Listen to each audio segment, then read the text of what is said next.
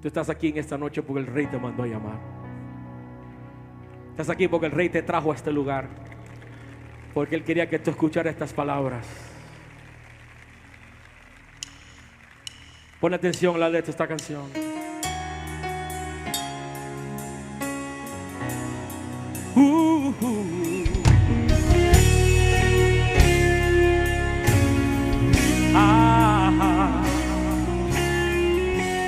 David llamó a Siba y le preguntó: ¿hay alguien en la casa de Saúl que yo pueda ayudar? Recordándome del pacto que hice con mi amigo Jonatán, quiero hacer misericordia honrando su amistad. Y Siba le respondió: existe uno, mi Señor, que habita en Lodebar, tierra de tristeza y dolor, donde reina la maldad y la miseria es realidad. Es una tierra sin sueños, Señor, lugar de favor. David pregunta a Siba: háblame más de este hombre, por favor, ya díganme su nombre. Mi Señor se llama Mefiboset, mas él no puede andar. Está inválido, Señor, no se puede ni arrastrar. Manda llamar a ese hombre, que con él yo quiero hablar. Dile a Mefiboset que el Rey lo mandó a llamar. Y mirándole a los ojos le dijo estas palabras: lo que era tuyo te devolveré, voy a restituir lo que la vida te robó. El último en la casa de Saúl ya no será más a que nadie le da valor. Vas a vivir en la casa del Rey, vas a comer de la mesa del Rey, vas a vestir de las ropas del Rey, vas a sentarte al lado del Rey. La miseria nunca más conocerás, un adiós a lo de dar tu valor. Tu vida nunca más será igual, el Rey te mandó a llamar. No es coincidencia que estás aquí, hermano, hermana, amigo, amiga. Estás aquí porque el Rey te trajo a este lugar. Escucha bien lo que Él quiere decirte en esta hora. Esto es para ti. Lo que era tuyo te devolveré, voy a restituir lo que la vida te robó.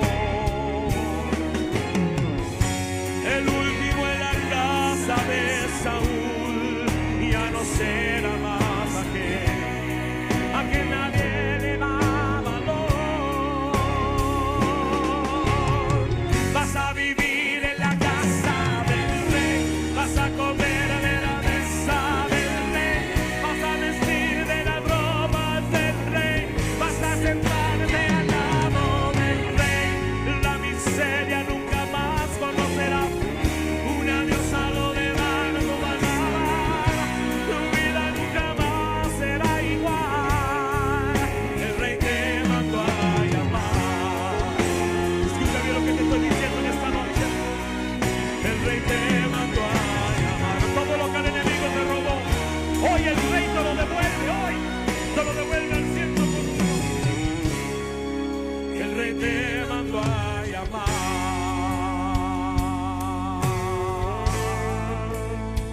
Oh,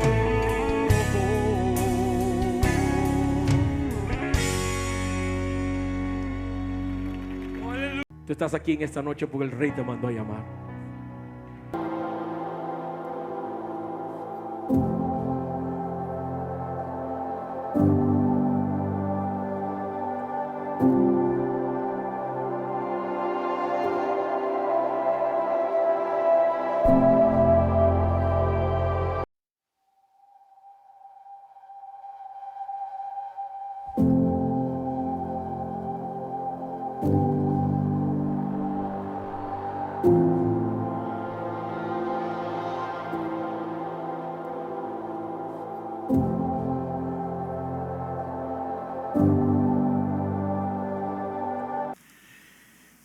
Buenas noches, hermanos. Qué pasaje más hermoso del Antiguo Testamento, en donde muestra la salvación a su máxima esplendor. El rey David pregunta si hay alguna descendencia de Saúl y dice: por el pacto que yo he hecho con Jonathan, lo voy a salvar. ¿Qué tuvo que hacer?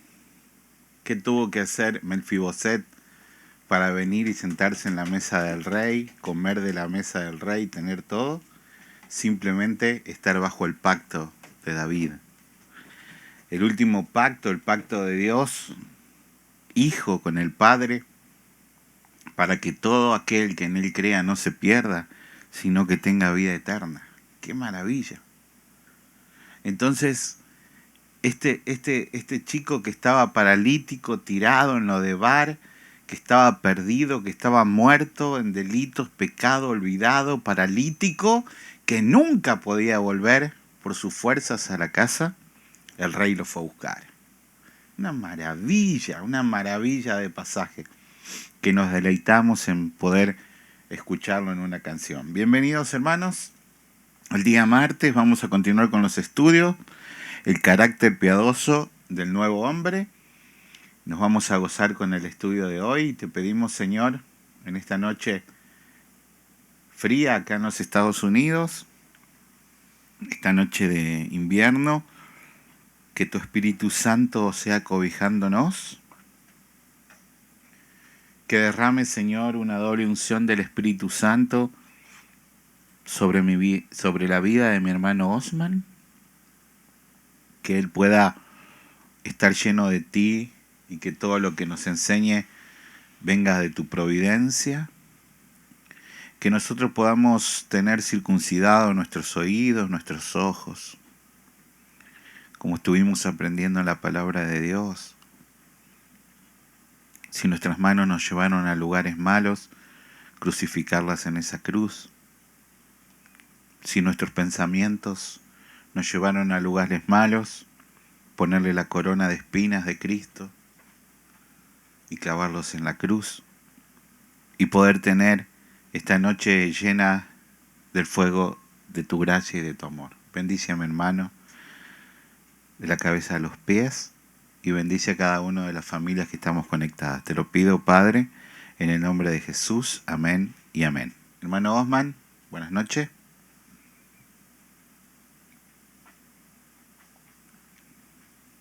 Amén, pastor. Bendiciones, hermanos, a cada uno. Amén, bendiciones. Sí, se escucha bien, ¿verdad, pastor? Que yo veo como que mi internet está un poco mal. No, se escucha muy bien. Oh, ok. Bien. Bien, como decía el pastor, vamos a continuar aprendiendo de la palabra de Dios y estamos en el estudio bíblico número 10 para los que tienen el libro. Y el tema de esta clase es el carácter piadoso del nuevo hombre. Y le damos gracias al Señor. Sean bienvenidos, hermanos, cada uno de ustedes. También le damos gracias al Señor por aquellos que escucharán esta enseñanza. Es el Espíritu Santo guiándome en esta hora para poder enseñar esta palabra con amor, con misericordia, con precisión, entendiendo de que yo soy débil y quien tiene todo el poder es el Espíritu Santo. Tiempo de iglesia.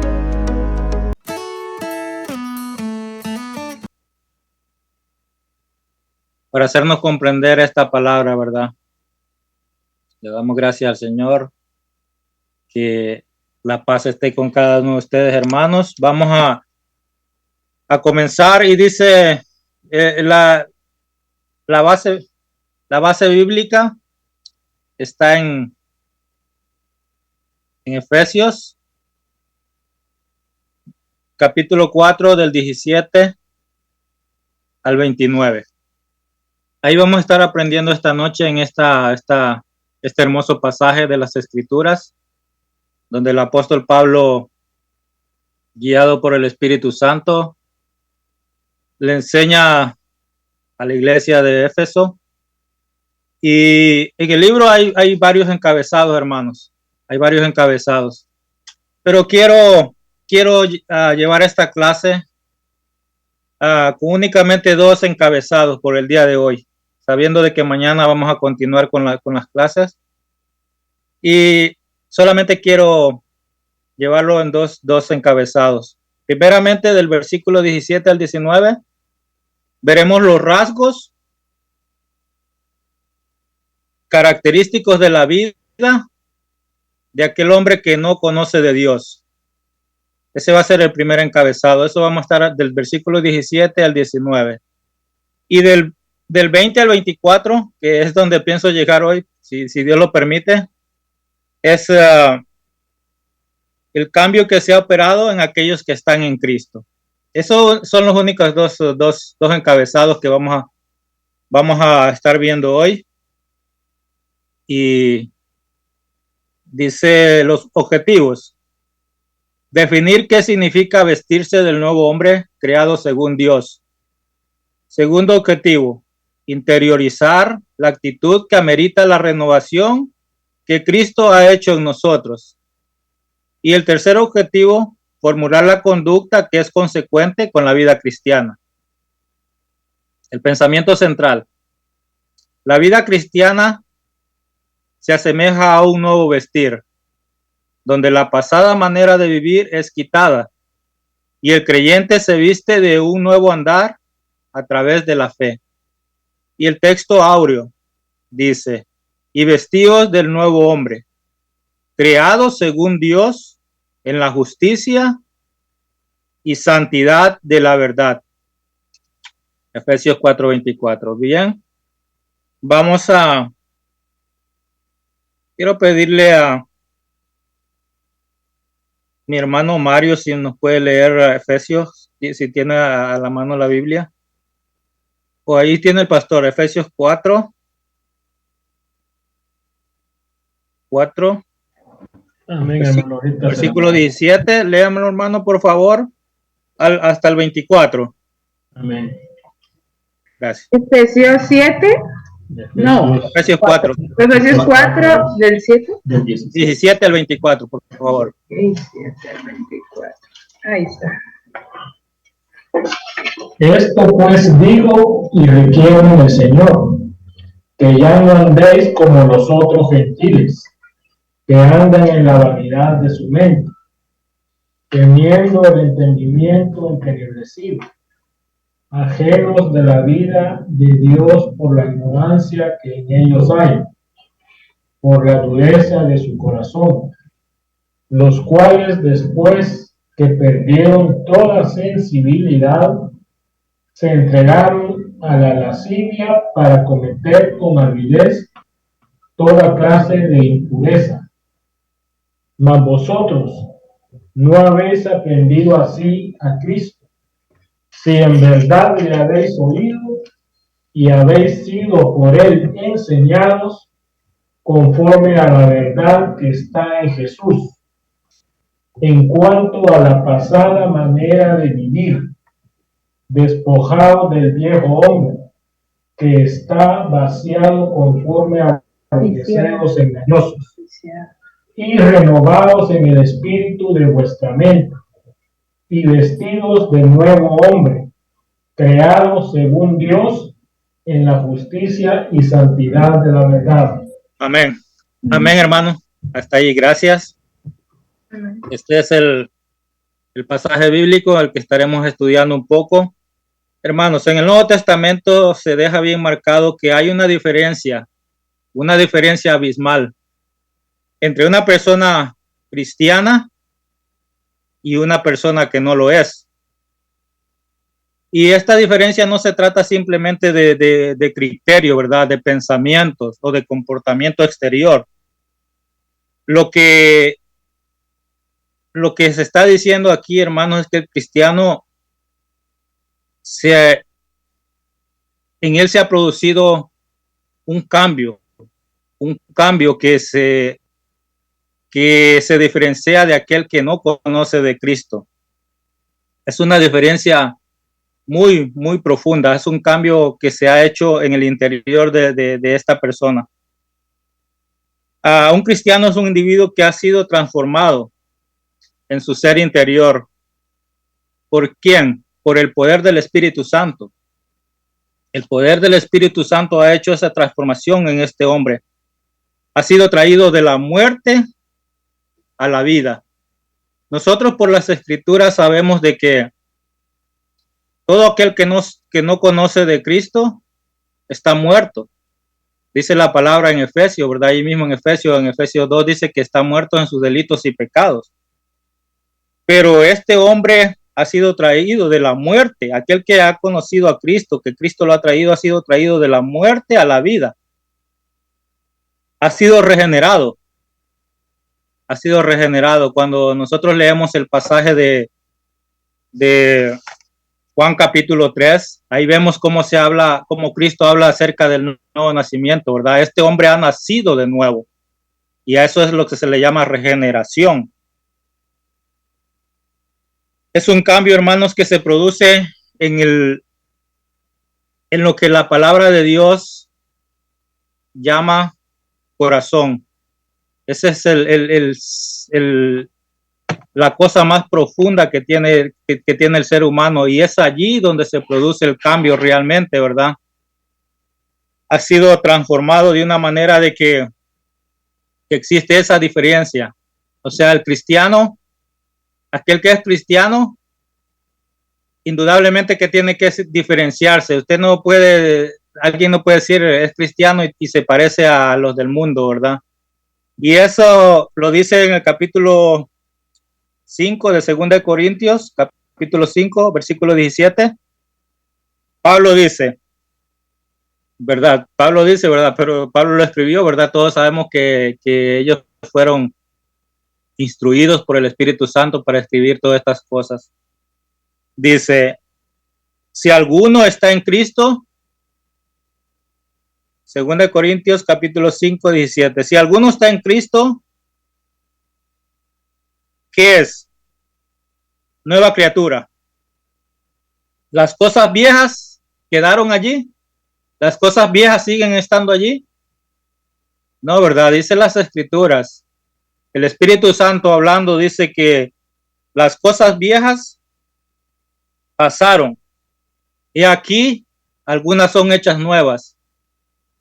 No, y aquí todas son hechas nuevas. Eso es lo que la palabra de Dios dice al respecto. Si estamos en Cristo, no podemos ser los mismos que éramos cuando teníamos la naturaleza vieja. No podemos. Esto es lo que Pablo está diciendo aquí. Que el hombre nacido de Dios, el hombre lavado por la sangre del Cordero, no puede vivir en las cosas viejas. Tiene que dejar toda esa manera de vivir, porque es una nueva criatura en Cristo. Ahora, esto no significa, y esto siempre lo decimos porque muchas personas creen allá afuera que nosotros somos perfectos, que nosotros no tenemos errores. Y hermanos, de este lado del cielo, pongámoslo así, en esta tierra, de este lado del cielo, ninguno es perfecto, va a ser perfecto, ¿verdad? Así que no es lo que está diciendo, ¿verdad? Aquí, que nosotros vamos a ser perfectos y que no vamos a fallar. Pero sí significa que la disposición dominante, ¿verdad? Aquello que nos dominaba, aquello que dominaba nuestra alma, ha sido transformada de tal manera que ese pecado que antes era nuestro amo, aquello que lo dominaba y al cual obedecíamos con agrado y satisfacción. Usted no ponía resistencia al pecado. Usted más bien cuando pecaba se deleitaba en eso, ¿verdad? Ahora usted obedecía con agrado y con satisfacción a Dios y se deleitaba. Pero ahora eso que usted lo hacía con agrado, ¿qué ha pasado hoy? Usted aborrece eso, ¿verdad? usted ya no ve con agrado lo que hacía antes. Y como vamos a ver en la clase de mañana, si Dios lo permite, vamos a ver cosas específicas que los cristianos tienen que dejar por ser una nueva criatura. Entonces, aun cuando este pecado todavía nos atrae y seduce, ¿verdad? Nosotros leemos en Romanos capítulo 7, ¿verdad? Que muchas veces no hacemos lo que queremos, sino hacemos lo que... muchas veces queremos hacer algo, pero no lo hacemos, ¿verdad? O sea, porque está todavía eso ahí. El pecado todavía nos atrae y nos seduce. Pero, y aquí es el pero, es importante el pero en las escrituras y en cualquier cosa que nosotros hablemos es importante el pero. Pero el cristiano anhela obedecer la voluntad de Dios y por eso lucha con el pecado que aún mora en él. Y por eso se avergüenza cuando está atrapado y seducido momentáneamente, aquello que es contrario a la voluntad revelada de Dios en su palabra. O sea, hermanos, cuando nosotros caemos en un pecado, eso nos avergüenza, ¿verdad? Eso hace en nosotros que no estemos bien.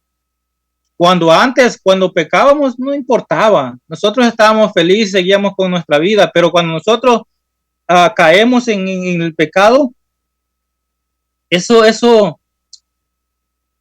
hace que en nuestro ser sienta que no está bien, ¿verdad? Porque el Espíritu Santo está en nosotros. Entonces, vamos a ir viendo como le decía, los rasgos que diferencian a los que son cristianos y a los que no son cristianos. Dice, Cristo dijo en cierta ocasión a sus discípulos, vosotros sois la sal de la tierra, Mateo 5:13. Dice, pero si la sal se desvaneciere, ¿con qué será salada? No sirve más para nada, sino para ser echada fuera y hollada por los hombres. Si la sal se desvaneciere, o sea, si la sal perdiere su sabor, no sirve para nada, sino para ser hollada. O sea, cuando dice hollada es para ser pisoteada. La sal, hermanos, nosotros sabemos que es esencialmente distinta, ¿verdad? A todas las cosas. Y es allí precisamente donde radica el poder de la sal. Si esa sal pierde ese elemento que la hace diferente, ¿qué dice? Que ya no sirve para nada. Ya no sirve para nada. Ha perdido su esencia. Y lo mismo ocurre con los cristianos. El cristiano en que no hay un cambio, en que no hay una diferencia con el que no es cristiano, no sirve más para nada. Aquí Jesús está diciendo, ¿verdad? La sal, y Jesús hace esta comparación con los cristianos. Ustedes cuando leemos esto, él hace la comparación que nosotros somos la luz del mundo y la sal de este mundo. Entonces, si esa persona pierde su esencia, no sirve para nada más para ser hollada. Y hermanos, en medida que nosotros vayamos entendiendo lo que la palabra de Dios requiere de nosotros,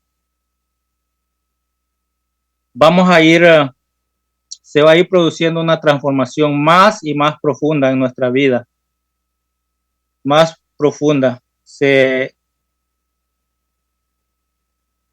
Los cristianos somos distintos esencialmente.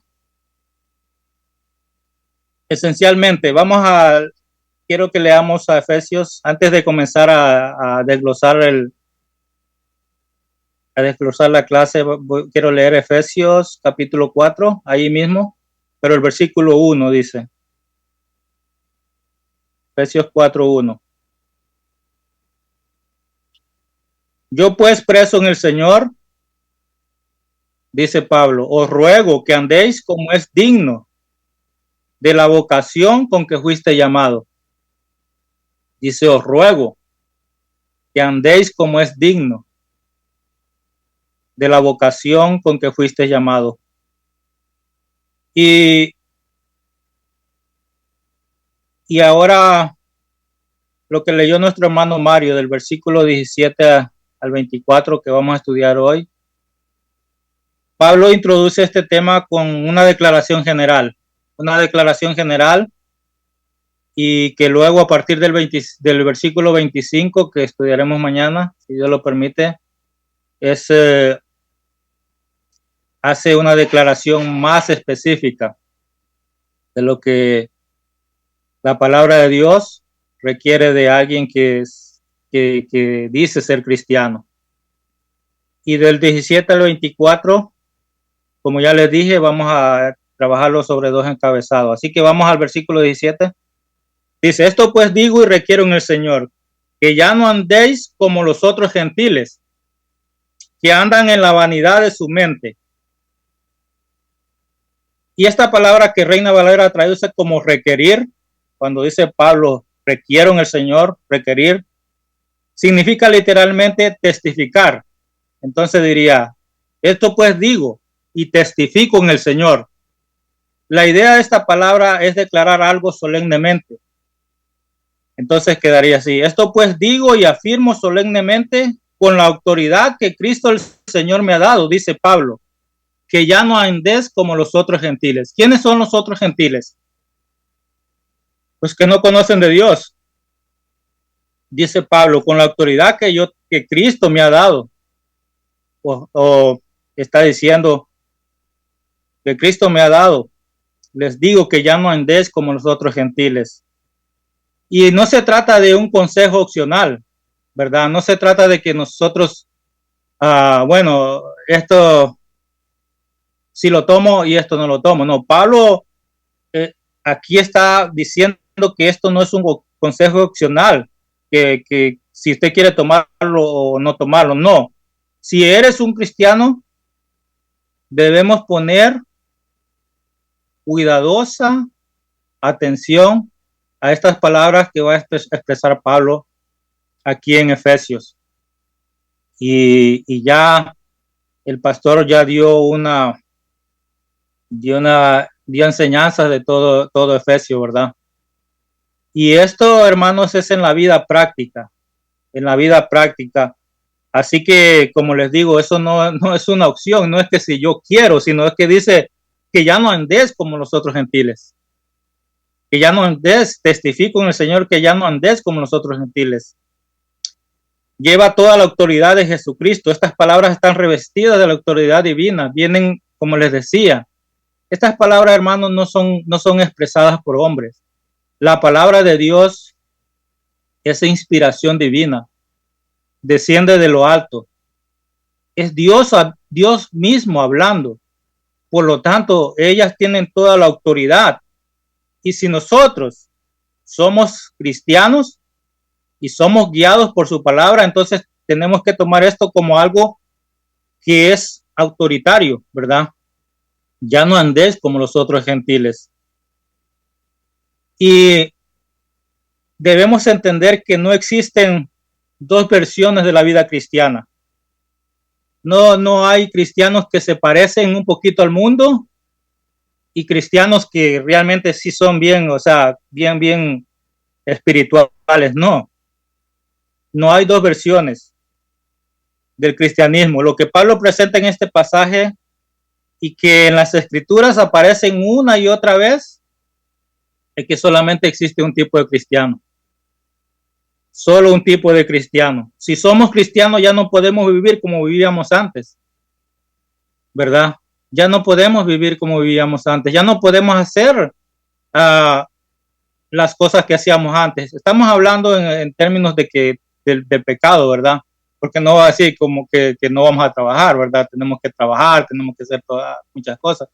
Pero estamos hablando en términos de aquello que desagradaba a Dios, ¿verdad? Si somos cristianos ya no podemos vivir así. Pablo, y es lo que está diciendo Pablo, y con esta expresión el apóstol está señalando tal vez al mundo, está señalando al mundo pagano, a todos aquellos que no conocen de Dios ni se someten a su autoridad. Por eso ellos actúan de esta forma, ellos piensan de esta forma, ellos reaccionan de esta forma. ¿Por qué? Porque no se someten a la autoridad de Dios. No se someten a la autoridad de Dios, no son obedientes a la autoridad de Dios y tampoco pueden. Pero si la gracia de Dios me ha transformado, si la gracia de Dios lo ha transformado, nosotros ya no podemos vivir como los gentiles. Nosotros no podemos vivir como los paganos. Nosotros no podemos vivir como aquellos que no conocen de Dios, ¿verdad? Eso es lo que está diciendo aquí Pablo, que nosotros tenemos una nueva naturaleza en Cristo, como le leía en 2 Corintios, ¿verdad? Somos nueva criatura en Cristo. Así que vamos a ver un poco las características de estas personas que no conocen de Dios. Y realmente, hermanos, cuando vemos el cuadro de aquellas personas que no conocen de Dios, es algo realmente terrible, realmente algo desolador, que hoy nosotros lo podemos ver por la palabra de Dios y que antes no la veíamos, antes no lo veíamos porque nosotros vivíamos así también. Pero hoy por las escrituras, por la revelación que el Espíritu Santo día a día nos va dando de que nos enseña la palabra, es que nosotros podemos ver esas cosas. Y realmente, si usted pone ese cuadro de cómo viven los que no conocen de Dios, es realmente desolador, hermanos. Es realmente terrible. Y no todos manifiestan eso, ¿verdad? Porque hay unas personas que son terriblemente más malas, pero la comparación no se trata entre personas, sino que la comparación siempre va a ser quién es Dios y qué es lo que Dios requiere de cada uno de nosotros como cristianos. Dice, Pablo comienza con un planteamiento general del problema en el versículo 17. En el versículo 18, Pablo muestra la causa y en el versículo 19 muestra las consecuencias del vivir sin Dios. ¿Cuáles son las consecuencias de aquellos que no conocen a Dios, que no obedecen a Dios, que no se someten a la voluntad de Dios? Así que dice, no andéis como los otros gentiles que andan en la vanidad de su mente. Y ahí el problema, andan en la vanidad de su mente. Y esta palabra vanidad, la palabra vanidad significa vacío, sin propósito. Aquello que es vacío y sin propósito. ¿Cuántas personas conocemos que andan en la vanidad de su mente? ¿Cuántas personas conocemos que andan en la vanidad de su mente? Todos aquellos, hermanos, todos aquellos que no conocen de Cristo, andan en la vanidad de su mente, tienen una vida sin propósito, una vida vacía, aunque ellos tratan de llenarla aquí y allá, pero es una vida vacía. Y con esto Pablo no está diciendo que el no cristiano carezca por completo de capacidad intelectual o de raciocinio, ¿verdad? No, eso no es lo que Pablo quiere darnos a entender. La idea es más bien que su inteligencia y todo aquello que llena su mente no conduce a nada que posea valor eterno. No posee nada que tenga un valor real y permanente, ¿verdad? Como alguien decía, los esfuerzos que los gentiles despliegan a fin de alcanzar la felicidad terminan en frustración. Oiga, esta persona decía esto y es muy sabio, ¿verdad? Los esfuerzos que los gentiles, ¿quiénes los gentiles, verdad? Los que no conocen de Dios, despliegan al fin de alcanzar la felicidad, terminan en frustración. Y esto es lo que decía esta persona, pero vean lo que dice las escrituras en Eclesiastés capítulo 1 versículo 14. Esto lo saqué de la nueva versión, hermanos. Dice: un correr tras el viento, dice Salomón, correr tras el viento. Y él dice: he observado todo cuanto se hace en esta vida, y todo ello es absurdo, dice Salomón. ¿Qué es correr tras el viento? Un correr tras el viento.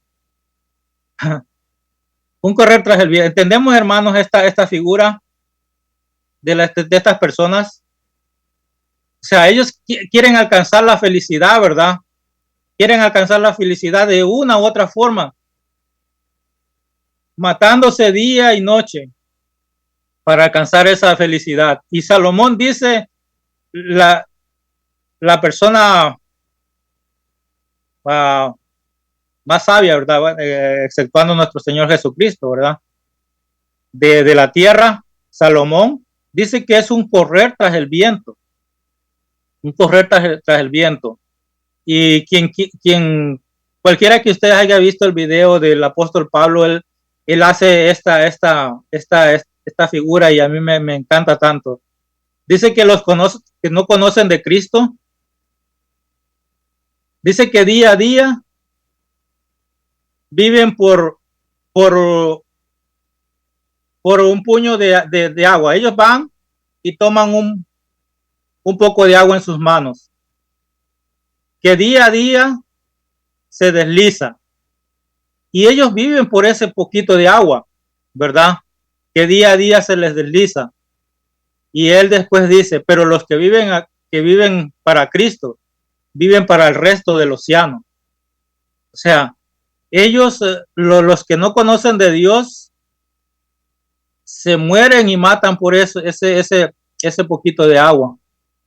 Y es lo que está diciendo aquí Salomón, que es un correr tras el viento. ¿Y un correr tras el viento qué? Nunca lo van a alcanzar. Nunca van a alcanzar la felicidad. Aunque ellos crean que son felices, pero en realidad tienen una vida vacía. Y los hombres van de aquí para allá. Algunos van más rápido, otros van más lento, pero todos hacia ningún sitio.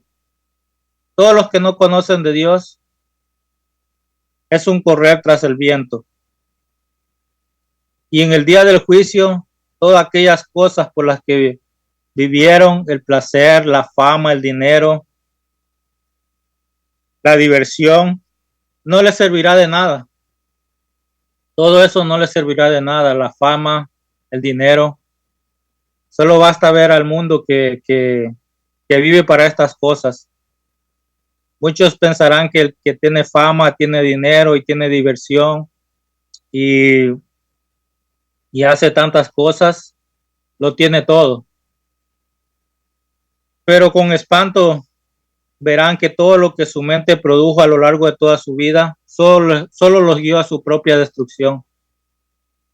Solo los guió a su propia destrucción y miseria. El hombre sin Dios vive una vida vacía, sin sentido, porque su mente es vana. Lo que produce no sirve en lo tocante a aquello que tiene valor real y permanente. ¿Cómo qué? ¿Cuál es el texto, Aureo? Dice: y vestidos del nuevo hombre, criados según Dios en la justicia y la santidad. Eso es lo que realmente tiene valor, hermanos. La justicia y la santidad. La justicia, el conocimiento de Dios. Eso tiene valor, eso es permanente, eso es real.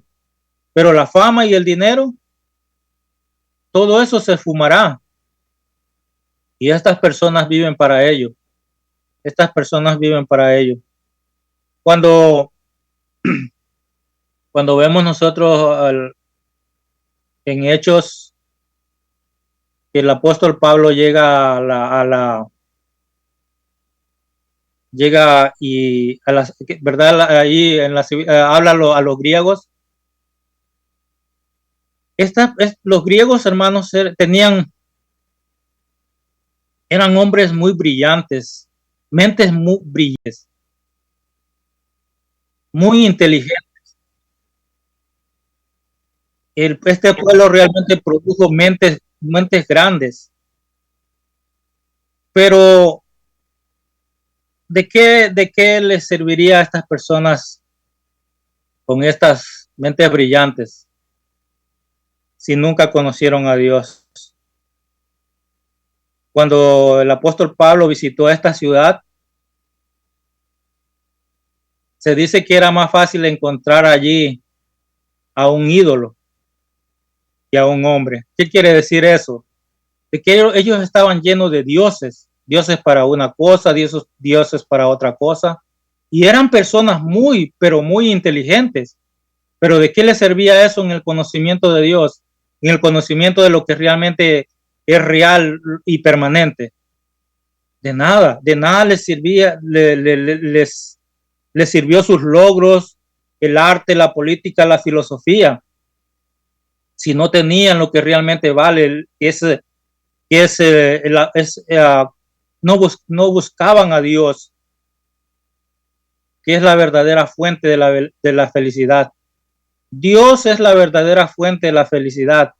Y cuando nosotros hablamos de esto, no estamos hablando de que en esta vida no vamos a tener aflicciones, no.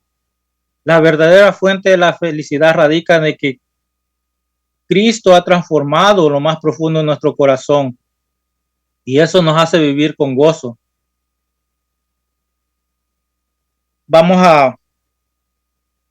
En el libro hay un ejemplo dice Lucas capítulo 12 del versículo 16, del rico insensato, quien pensaba que sus riquezas acumuladas le daría también acumulación de felicidad. Lo mismo, ¿verdad? Lo que estamos hablando, el dinero, muchos piensan que el dinero les da la felicidad. Pero Dios le dijo que esa noche vendrían a pedir su alma. ¿Y de quién sería todo lo que había provisto? Necio, y creo que la palabra de Dios dice necio, ¿no? ¿Verdad? Por eso, ¿por qué las personas actúan de esta forma? Porque tienen su mente es vana. Una mente sin propósito, una mente vacía, que no los conduce a otro lugar que es a la destrucción y a la miseria. Ellos no lo ven a dónde están conduciendo sus vidas. Pero ese es el final de todo aquel que no conoce de Cristo. Y nosotros tratamos estos temas, hermanos, porque este tema es para que entendamos quién es el hombre sin Dios, cómo vive el hombre sin Dios y cómo vive el hombre que es de Dios, ¿verdad? Hay una diferencia abismal, como le decía al principio, ¿verdad? Hay una diferencia entre uno que es cristiano y alguien que no es cristiano. Versículo 18, de donde estamos, de Efesios. Dice, ahora vamos a ver cuál es la causa de este mal. Dice, teniendo el entendimiento entenebrecido, ajenos de la vida de Dios, por la ignorancia que en ellos hay, por la dureza de su corazón. Lo primero que Pablo señala en este texto es que los hombres en su estado natural tienen el entendimiento entenebrecido. Debido a sus mentes vanas, tienen el entendimiento entenebrecido.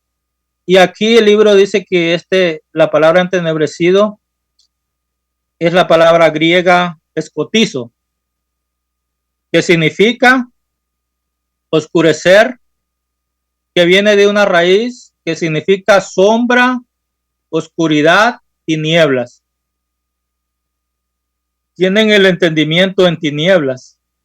tienen el entendimiento en oscuridad. Su mente es vana, sin propósito, sus mentes vanas, sin propósito, vacías, y tienen el entendimiento entenebrecido, porque su capacidad de razonar equilibradamente ha sufrido daños enormes. ¿Por causa de qué? ¿Qué es lo que distorsionó al hombre? ¿Qué es lo que distorsionó la imagen del hombre, que era imagen y semejanza de Dios? El pecado. El pecado. Por eso ellos tienen el entendimiento entenebrecido. Este hombre que no conoce de Dios no es capaz de discernir lo que realmente necesita. Este hombre no puede analizar la vida con una perspectiva correcta porque su entendimiento está en tinieblas, porque padece una ceguera que es 1000 veces peor que una ceguera física. El hombre que está ciego sabe que está ciego, ¿verdad? Sabe que está ciego porque entiende y lo sabe porque no puede ver. Pero la ceguera espiritual tiene una gran particularidad de aquellos que sufren, que creen que ven, pero están ciegos. Ellos creen que ven, ¿verdad? Estas personas creen que ven, pero están ciegos. Espiritualmente están ciegos. Es una ceguera terrible. Esta es la condición en que se encuentra el hombre por haber rechazado ¿qué? La luz de Dios, la luz de Cristo. Por lo tanto, tienen el entendimiento entenebrecido. Dice Pablo en Romanos capítulo 1, versículo 20, dice. Romanos capítulo 1, versículo 20, que Dios se ha revelado a sí mismo al hombre por medio de las cosas hechas. Y más aún, que Dios ha dado al hombre la capacidad para comprender a través de esta revelación, a través de la revelación, a través de la creación, algunas cosas fundamentales, como les decía el domingo, ¿verdad? Dios se ha manifestado a través de su creación de una manera general para todos los hombres. Dice, y el poder de Dios, pero ¿qué hicieron los hombres? Que habiendo conocido a Dios, no le glorificaron como a Dios, ni le dieron gracia, sino que se envanecieron en sus razones, y su necio corazón fue entenebrecido. Profesando ser sabios, se hicieron necios. Es lo que las escrituras está diciendo aquí, y lo mismo que está diciendo Pablo. Por eso es que él nos dice en el versículo 17, pues digo y requiero en el Señor que ya no andéis como los otros gentiles, que andan en la vanidad de su mente. Y aquí lo mismo está diciendo Pablo.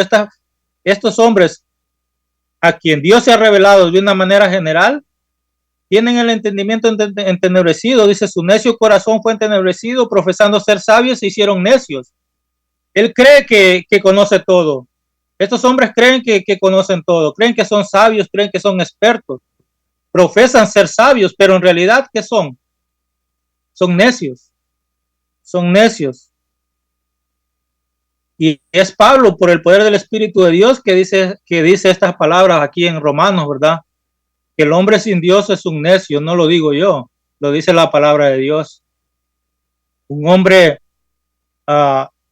testarudo, un hombre que hace su voluntad, pero no hace la voluntad de Dios.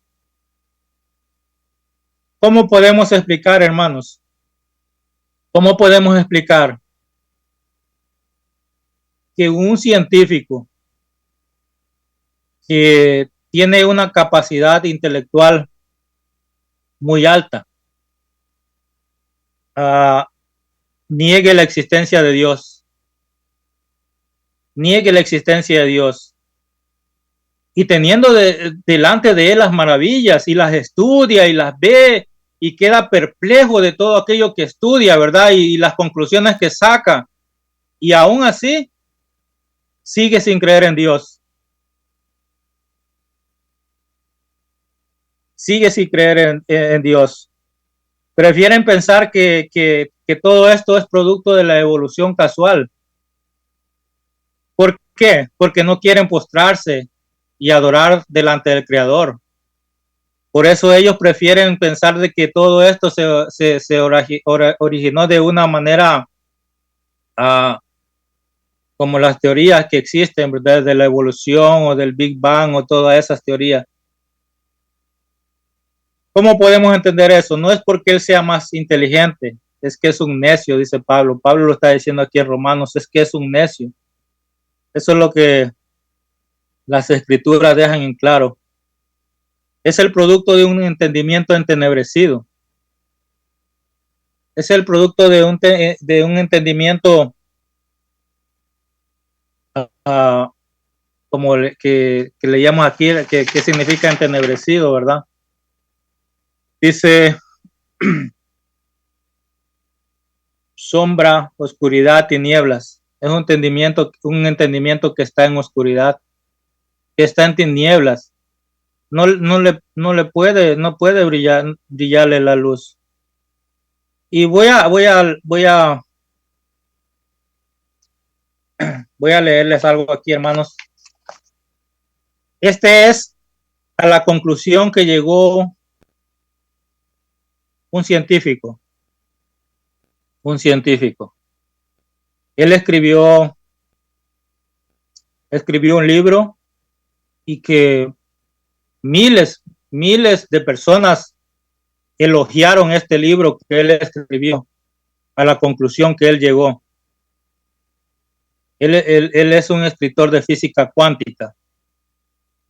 Y este hombre, por increíble que sea, él cree en la teoría del Big Bang. Dice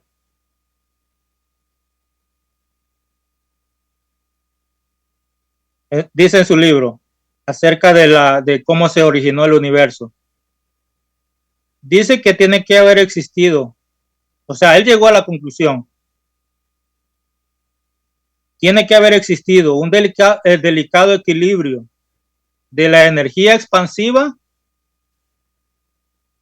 es decir, una energía que separa las cosas, y la fuerza de la gravedad, es decir, la que las atrae. Nosotros conocemos la fuerza de la gravedad, ¿verdad? Es todo aquello que atrae las cosas, que atrae a las cosas, ¿verdad? La fuerza de la gravedad. Entonces él dice que tuvo que haber existido un equilibrio entre esta fuerza expansiva y la fuerza de la gravedad. Y es decir, que la que atrae entre sí, no, o sea, la fuerza expansiva y la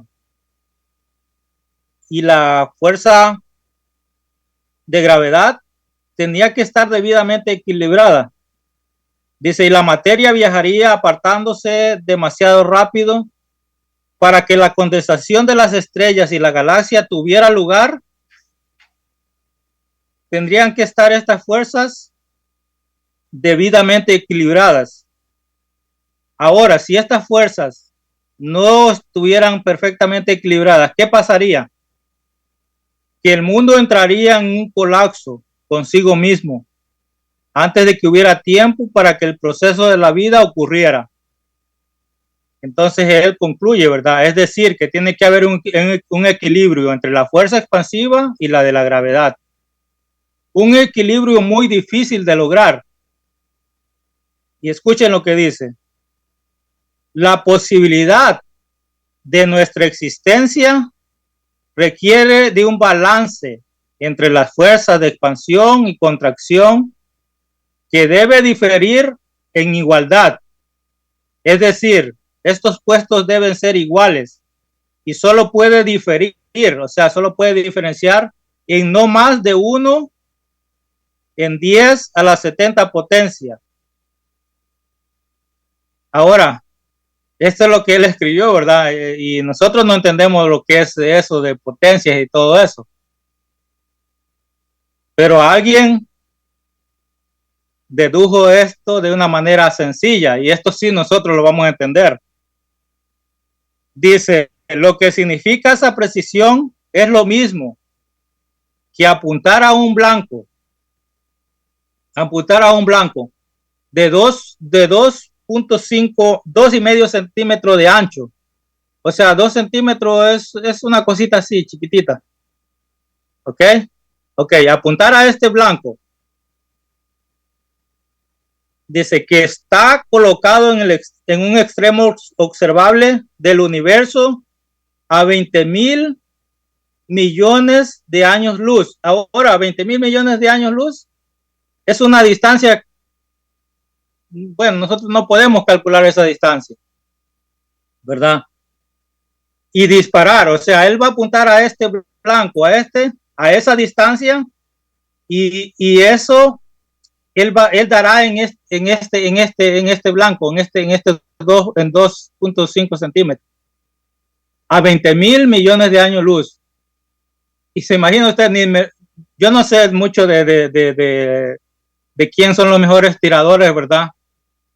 Y ni sé a qué distancia puede pegar el mejor tirador, pero no creo que pueda pegar a 5,000 millas, de 10,000 millas, ¿verdad? Ahora 20,000 millones de años luz. Esa es algo, lo que está diciendo, hermanos, la conclusión que llegó en pocas palabras es que esto es algo imposible. Algo imposible. Para que se originara el universo fue algo imposible. Y él llegó a esta conclusión. Pero ¿usted cree que eso lo va a llevar a creer que existe un Dios supremo? ¿Que existe un Dios que crió todas las cosas con el poder que Dios tiene? Porque solamente Dios lo puede hacer. Es imposible eso, esa conclusión a la que él llegó. Y muchas personas se quedan admiradas de la sabiduría de este hombre. Pero este hombre, ni con toda esa evidencia, no lo hace postrarse delante de Dios. No lo hace buscar a Dios. Eso no solamente es una necedad del hombre, sino es una rebelión del hombre contra Dios, porque no quiere creer que existe Dios. No quiere creer que existe Dios. Por eso Pablo dice, tienen el entendimiento entenebrecido. Su entendimiento está en oscuridad. Su entendimiento le alcanza para muchas cosas, pero no le alcanza para conocer a Dios. No le alcanza para creer en Dios. Hermanos, es un privilegio para nosotros de que nosotros por fe creamos en Cristo. ¿Por qué? Simplemente, bueno, creo que estoy usando mal la palabra simplemente, sino es lo más grandioso de que Cristo nos haya escogido a nosotros para salvación.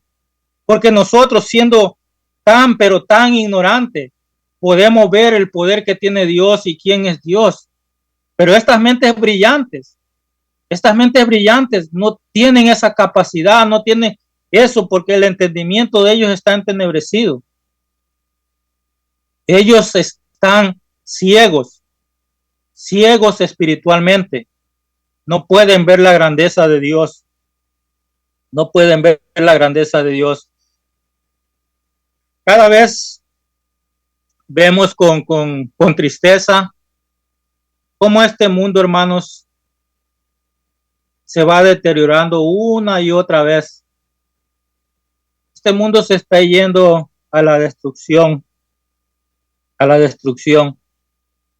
Vemos niños, no estoy ni siquiera diciendo adolescentes, drogándose. Niñas embarazadas, que salen embarazadas. Y muchas personas se alarman y con razón. Pero el hombre es tan incongruente, el hombre que no conoce de Dios es tan incongruente que muchos de ellos apoyan y promueven cosas que contribuyen a toda esta situación por la que ellos están preocupando.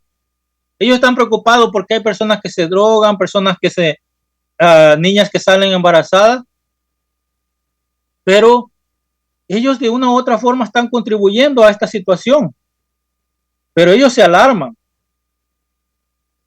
Y cuando vemos nosotros que muchas personas no tienen control sobre sus hijos, no tienen control en lo que ven, ni en la televisión, ¿verdad? Hoy en la tablet o en el teléfono. O si se alarman que porque muchas niñas salen embarazadas, pero aún vemos que muchos padres son los que le compran a la ropa a sus hijos y hace que niñitas de 12, 13 años anden provocativas. O sea, contribuyen de otra forma a lo que ellos se espantan. Eso realmente es incongruente para el hombre que no conoce de Dios. Y yo le hago una pregunta, hermano. Les hago una pregunta. ¿Cuál? Y alguien puede responder. Esto es importante. Pero sumamente importante. ¿Cuál es el parámetro? O sea, ¿cuál es la medida? O sea, ¿cuál es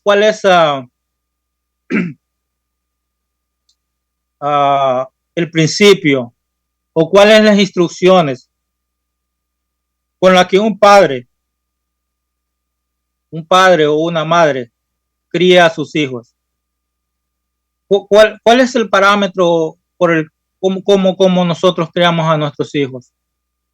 ¿O cuál debería ser el instructivo? ¿Cómo criamos a nuestros hijos? Amén, hermano. Amén. Dígame, hermano. Lo primero sería inculcarles el temor a Cristo, enseñarles sobre la palabra, enseñarles sobre el temor a Cristo, sobre el respeto a Él, a Dios, y el amor hacia Él. Eso es lo primordial, siento yo. Amén. Dice, ¿verdad? La palabra de Dios dice, instruye al niño en su camino, ¿verdad? Amén. Y aun cuando fuere viejo no se apartará de él. Y una y otra vez vemos en la escritura, ¿va? Que tenemos que escribir la palabra de Dios en los postes, donde sea. O sea, ahora bien, ¿quién creó al hombre? Dios creó al hombre, ¿verdad? Dios creó al hombre. Si alguien construye una máquina,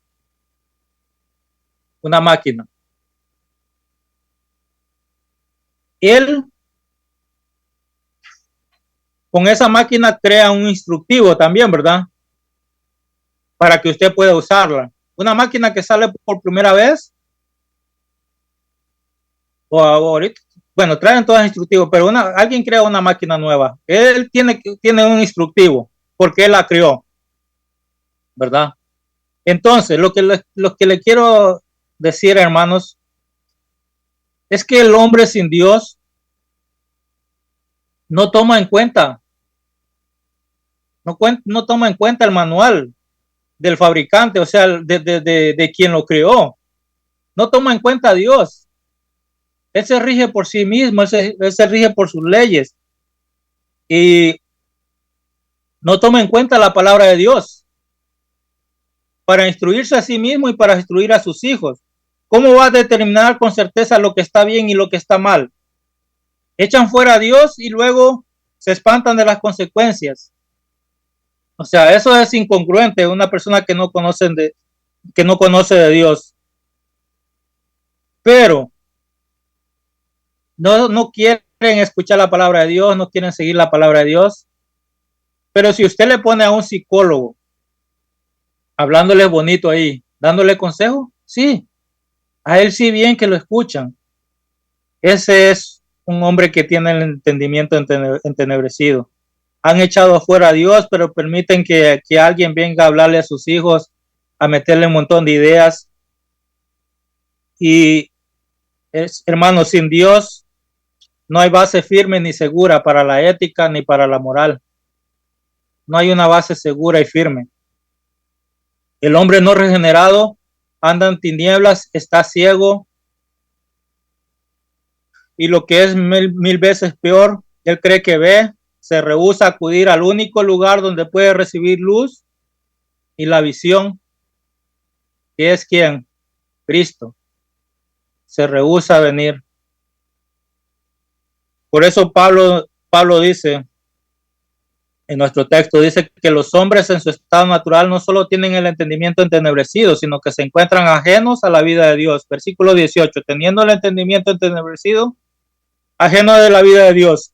ellos están excluidos, ellos están separados de aquella vida que viene de Dios, una vida caracterizada por la verdad, la justicia, la santidad y la alegría.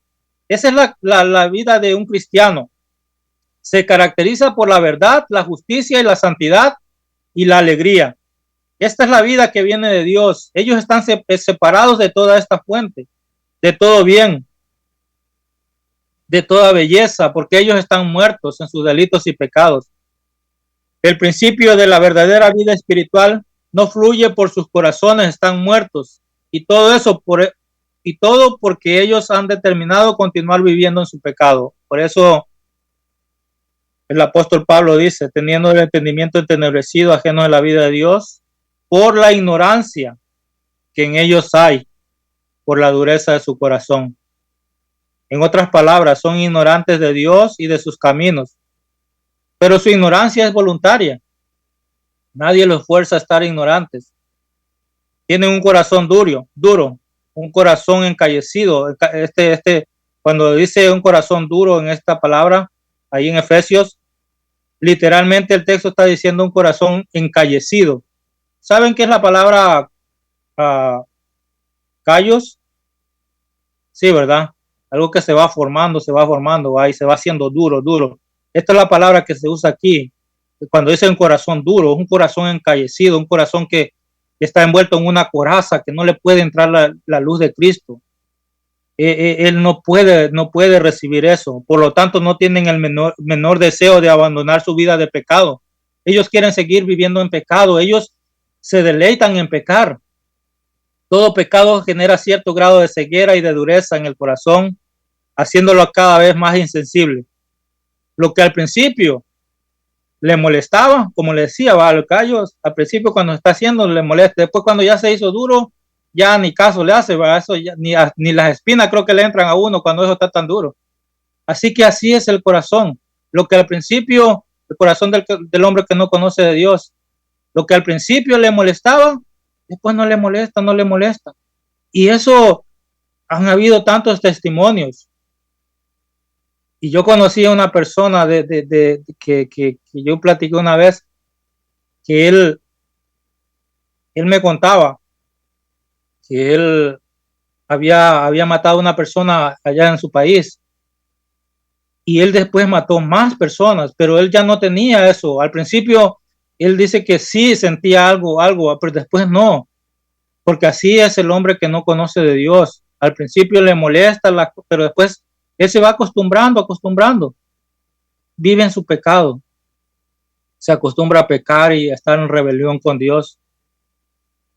Y no quieren, ellos no quieren abandonarlo y tampoco pueden. Por eso dice Juan capítulo 3, versículo 19, dice, al 20 dice, y esta es la condenación, que la luz vino al mundo. ¿Quién vino al mundo? La luz, Cristo. Y los hombres amaron más las tinieblas, aborrecían a Cristo, no lo querían. Cuando Cristo les hablaba la verdad, cuando Cristo les hablaba de una manera autoritaria, ellos no lo querían. Dice que ellos, que la condenación, esta es la condenación, que la luz vino al mundo y los hombres amaron más las tinieblas que la luz, porque sus obras eran malas. Porque todo aquel que hace lo malo aborrece la luz y no viene a la luz para que sus obras no sean reprendidas. Es ahí el problema, hermanos. El hombre ama las tinieblas, el hombre aborrece la luz. Puede poner como excusa cualquier cosa, pero la razón por la cual los incrédulos no quieren venir a la luz es porque aman su pecado. Aman su pecado, y ese amor por el pecado los mantiene en ignorancia y lejos de la fuente de todo bien de vida que proviene de Dios. Hermanos, y qué tarde se nos hizo ya.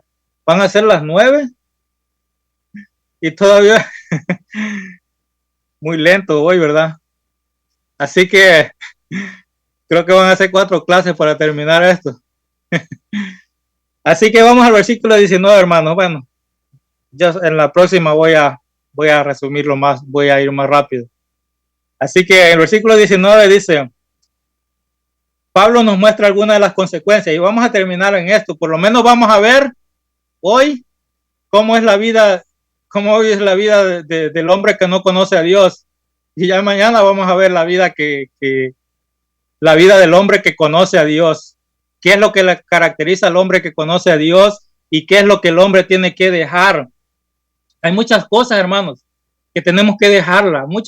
Y a veces podemos decir, bueno, yo estoy bien, pero no, hay tantas cosas que tenemos que ir dejando por el poder de la palabra, y el Espíritu Santo irá obrando en nuestros corazones para ir deshaciendo todo eso.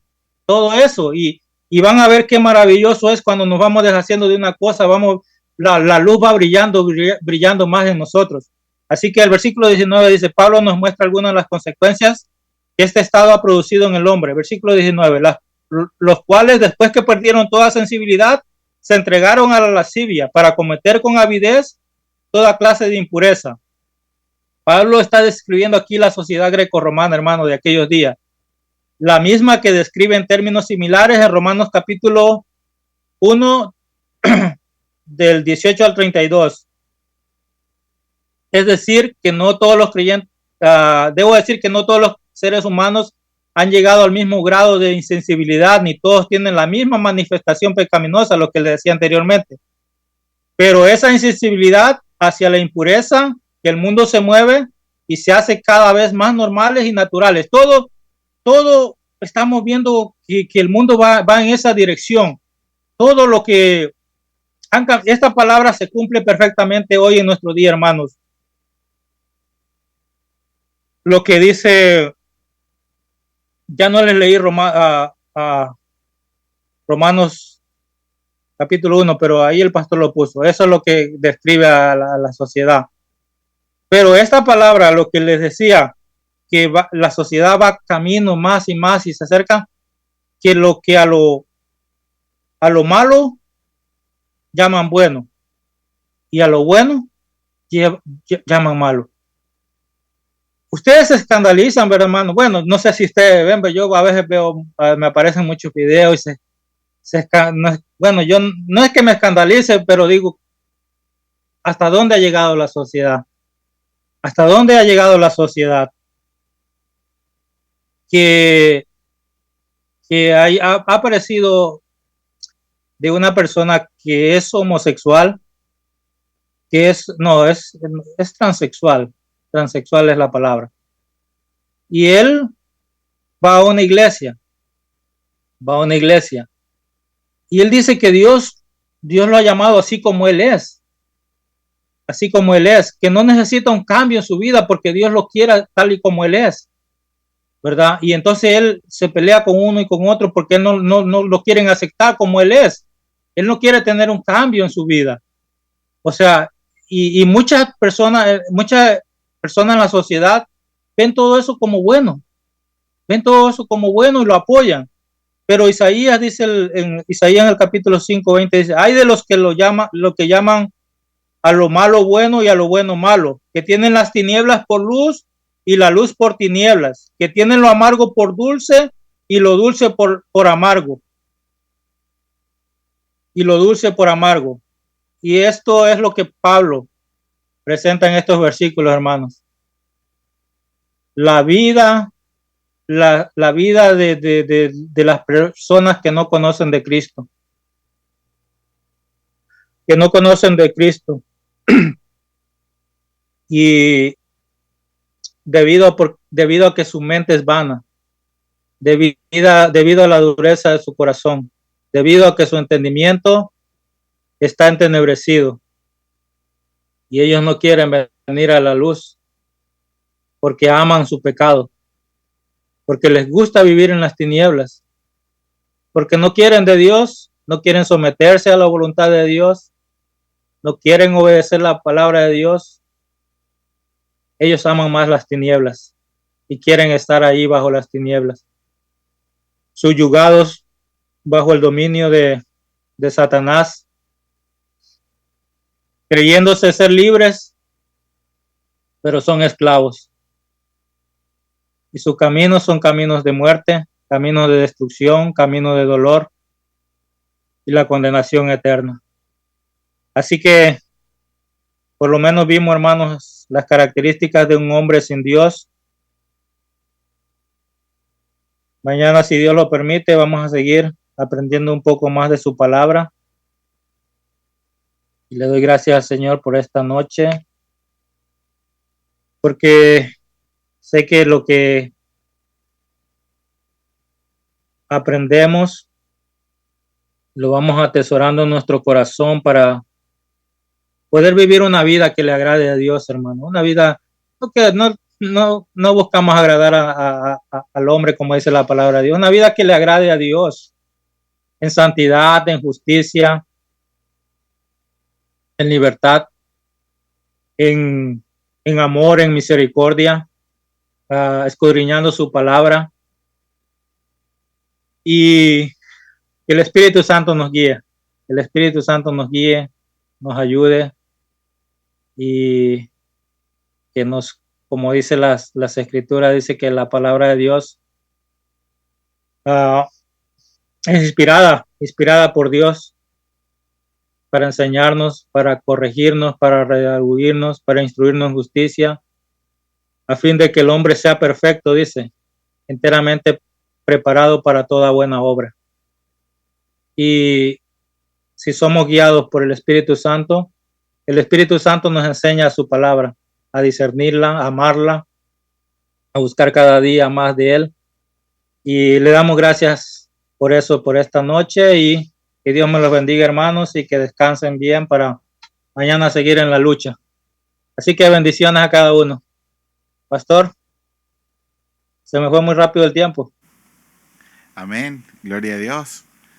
Está bien, no tenés los 2 días, así que si necesitas otro lo acomodamos. Es que está estudiando hermano Osman y bueno, necesita más tiempo. Gloria a Dios, son lindos los temas, como pudo él mostrarnos. Hoy estuvimos viendo de cómo el carácter del hombre, donde estuvimos todos, ¿no? Y es lo más difícil de ir cambiando. Todos nosotros luchamos con eso, todos absolutamente luchamos, y es una lucha con la carne a través del espíritu. Entonces la carne siempre se va a resistir hasta el último día a que el Espíritu Santo nos transforme nuestro carácter en un nuevo hombre. Así que hermano Osman, muchas gracias por esta clase. Gracias hermanos por estar.